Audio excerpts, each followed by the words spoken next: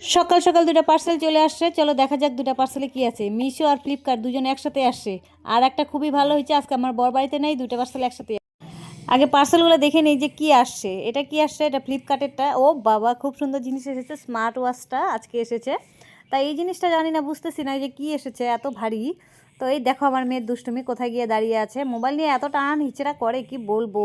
এই যে সাইডে বসে রাখবে, আবার ক্যামেরার সামনে চলে আসবে, এত দুষ্টুমি করে এখন। দেখো অবস্থা ওর। আর মেয়েকে কোলে বসে, এই দেখো কত সুন্দর একটা বাটি এসেছে। এটা বাটি না, এটা একটা কচ্ছপের অর্ডার করেছিলাম। দেখো কচ্ছপ আর কচ্ছপের বাটি কেমন লাগলো অবশ্যই জানিও।